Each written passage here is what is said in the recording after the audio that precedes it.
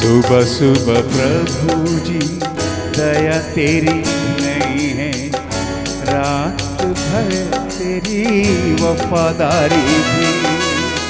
सुबह सुबह प्रभु जी दया तेरी नहीं है, रात भर तेरी वफादारी भी। वर्णन करूं मैं कैसे प्रभु जी, करता रहूं मैं बस तेरी स्तुति। वर्णन करूं मैं कैसे प्रभु जी, करता रहूं मैं बस तेरी स्तुति। ऐ मसीह तू महिमा पाए, नाम है तेरा महान। जय मसीह की। स्वागत है आप सबका इस कार्यक्रम में। आज की रोटी शीघ्र ही आने वाला प्रभु यीशु मसीह के पावन नाम से तहे दिल से स्वागत करता हूं, धन्यवाद भी देता हूं। प्रार्थना करें। अनुग्रहकारी स्वर्गीय पिता, धन्यवाद और स्तुति करते हैं। हमारे कई प्रिय लोग प्रभु दुख में और मुसीबतों में हैं, बीमारी के हालेलुया कारण समस्याओं में हैं। कृपा करे परमेश्वर, आपके वचन है मैं तुझे चंगा करने वाला परमेश्वर हूँ मेरे प्रभु। आमीन हालेलुया। हम प्रार्थना करते हैं, मध्यस्थता करते हैं हमारे समष्टियों के लिए, हमारे देश के अधिकारीगणों के लिए। बुद्धि ज्ञान समझ से तू परिपूर्ण कर प्रतियों को, आपके वचनों से हमसे बातचीत कर परमेश्वर। प्रभु जी हालेलुया। हमारे जीवन में जाने में अनजाने में किसी प्रकार की कमी है, इस सुबह के समय पर हम अपने कमी गटियों के प्रति पश्चाताप करके हमारे प्रभु के साथ के रिश्ता उत्तम से उत्तम बनाने पाए। सारे आदर जलाल में आपको मिले यीशु मसीह के नाम से आज के मनन के लिए हम परमेश्वर के वचन से एक पद पढ़ेंगे। भजन संहिता 46 उसका पहला वाक्य। परमेश्वर हमारा शरण स्थान और बल है, संकट में आदि सहज से मिलने वाला सहायक। मनुष्य के जीवन में अनेकों ऐसा चीज़ें हैं, हमें किसी के मदद की ज़रूरत नहीं होता। हम खुद ही अपने बुद्धि से अपने दान से हम लोग कर सकते, लेकिन जीवन में कुछ ऐसे चीज़ है हमें दूसरों की मदद की ज़रूरत है। और उससे बढ़कर इस संसारिक जीवन के लिए दूसरों की मदद कई बार हमारे काम आता है, लेकिन आनंद जीवन के लिए हमें एक परमेश्वर की ज़रूरत, जो हमें वास्तव में आनंद काल के स्वर्ग में ले जाए, अर्थात आत्मा का शांति प्रदान करे। हमारे जीवन के कष्ट और कलेशों के समय पर मनुष्यों की ओर हम लोग उम्मीद लगाते हुए ताकते हैं, अधिकारियों के पास हम पहुंच जाते हैं, डॉक्टरों पर हम भरोसा करते हैं। ये सब कुछ ही बातों के लिए सही है, लेकिन हमारे प्रभु आज के दिन हमसे ये कहना चाहते हैं, मैं तुम्हारा परमेश्वर, संकट में आदि सहज से मिलने वाला सहायक।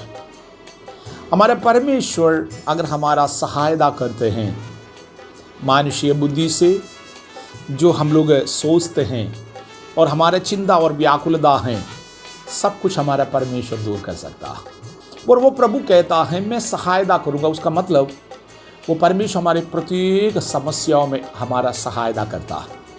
आज ऐसे 7 वचन मैं आपके सामने रखना चाहता हूँ। हमारा परमेश्वर हमारा सहायक है, प्रथम है। हमारे प्रभु हमारा शरण स्थान और बल है। आज के दिन आप सोचिएगा, आपके समस्या में सबसे पहले आप किसको याद करते हैं? आपके दुख में आप किसके बारे में सबसे पहले सोचते हैं? हो सकता है कोई मित्र, हो सकता है आपका कोई भाई बंधु में से आपके परिवार के कोई, या डॉक्टर या एडवोकेट, या हो सकता है उधार देने वाले। लेकिन इन सारे कामों को, हमारे परिस्थितियों को बदलने वाला एक परमेश्वर है। आमीन। वो आदि सहज से मिलने वाला है, हमारा शरण स्थान और बल है। भजन संहिता 48वें अध्याय की 14वें वाक्य में लिखा है, हमारे परमेश्वर मृत्यु तक हमारे अगुवाई करता है। इस वचन को पढ़ने के कारण ऐसा लगेगा कि मृत्यु के बाद हमारा परमेश्वर छोड़ देगा हमें।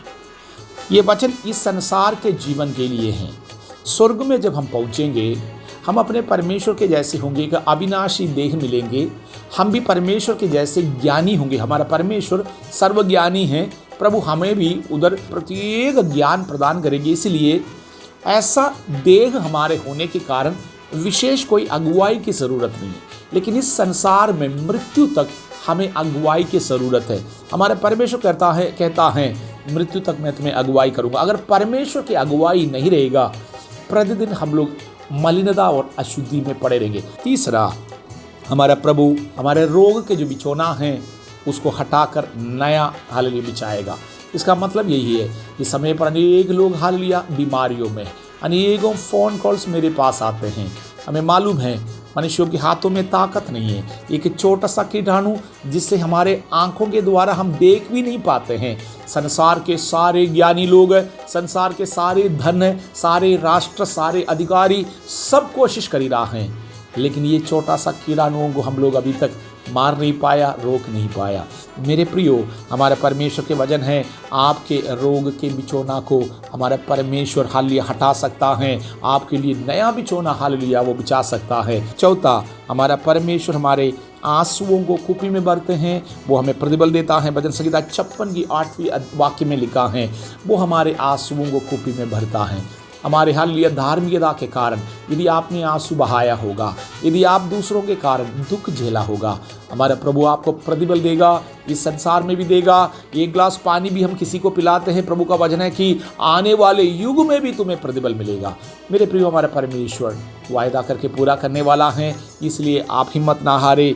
आपके आंसुओं को प्रभु हालेलुया आमीन पोंछेगा। उनके हाथों में ताकत है, मानुषीय हाथों में आंसुओं को पोंछने के लिए ताकत नहीं। आज के दिन आपके दुख और दर्द अपने परमेश्वर के सन्निधि में आप बताएं।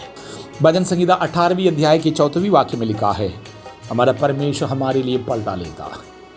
अनेकों ऐसा संदर्भ है, हम लोग क्रोधित होते हैं, दूसरे मनुष्य के विरोध में हम लोग अनेकों बातें सोचते हैं, लेकिन मेरे प्रियो प्रभु के लोगों, आप किसी के विरोधी ना बने।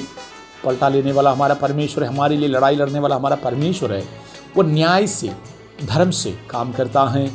इसलिए यदि आज हमारे मन में किसी के प्रति कोई विरोध है, किसी ने आपको नुकसान पहुंचाया होगा, क्षमा करे।